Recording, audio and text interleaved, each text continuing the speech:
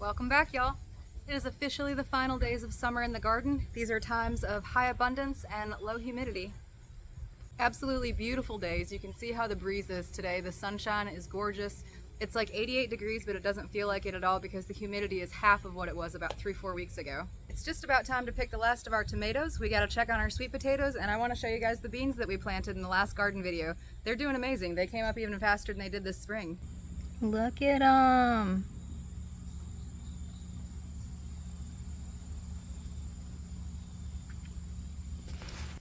So as we learned in the last video, when you plant beans this late in the year, you're not necessarily waiting for an actual bean harvest before freezing temperatures. Once the leaves develop, which clearly they have, they're already pulling nitrogen from the air and pumping it into the soil through their roots. So we grew corn here twice in a row. We did grow beans with our corn, but every little bit helps. Corn is a huge nitrogen lover, and these guys are going to replenish that soil over the fall and winter. I can plant corn here again in the spring. This is basic crop rotation, which we've been talking about all spring and summer long. You guys remember our rhyme, beans, roots, greens, fruits. We're going to talk a little bit more about that today, kind of refresh your memory because it's time for fall planting. All right, so back to this corner bed. We cleared everything out. There used to be a bunch of beans here.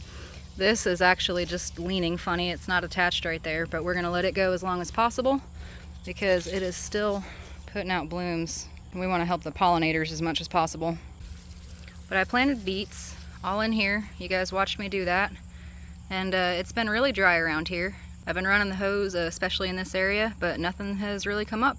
So I was prepared for that. I knew that it was going to be hot, dry conditions and not the best conditions to start a seedling in. So I started some indoors, and now we get to transplant.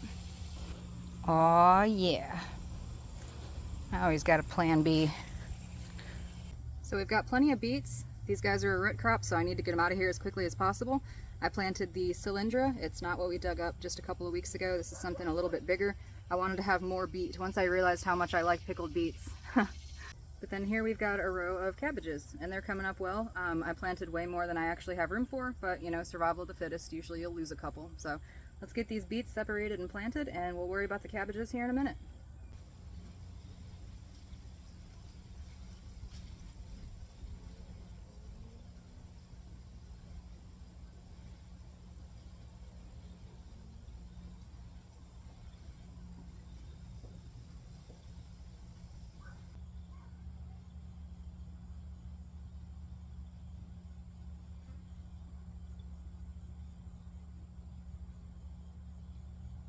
So I'm just kind of laying it down as deep as the root wants to be and then gently filling that fluffy soil in around it.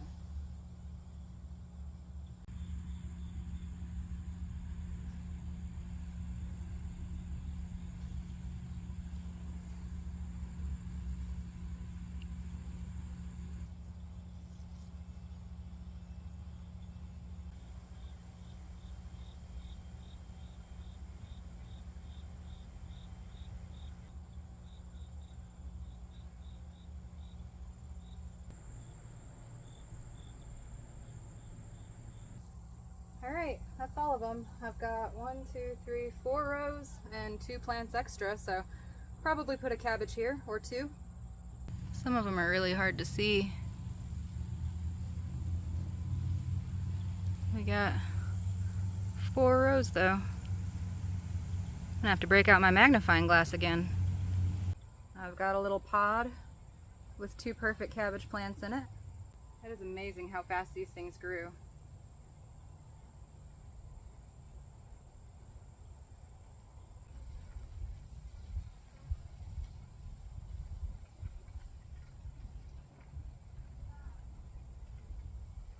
Alright, now this bed is super dry along with everything else this time of year, so I'm going to run the hose over it. It's mostly in the shade by now, another hour and it'll be completely in the shade, so I'm going to get these babies watered. Also going to stick one in this corner. Yeah, look how dry this is. 'Tis the season for dry conditions.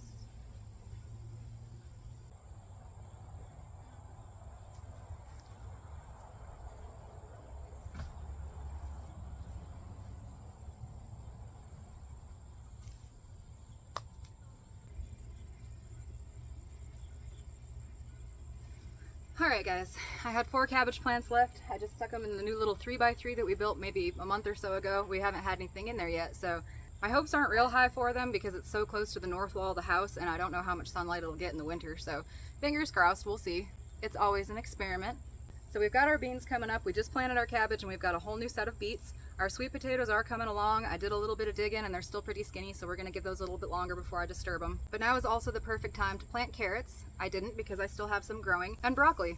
Any sort of greens you want. You saw that I took all my Swiss chard out. It was starting to get pretty chewed up and I really don't like using pesticides, but if you wanted to start Swiss chard, arugula, spinach, any of those right now, they're really fast growing and they like the cool nighttime temperatures. So the garden is not dead. There's a whole lot more to offer. But that is it for us today, guys. I gotta get cleaned up and get out on the river and check our trot line. Huge shout out to our patrons on Patreon. You guys keep the whole ball of wax spinning. And feel free to join us in the next video to see if we caught any fish.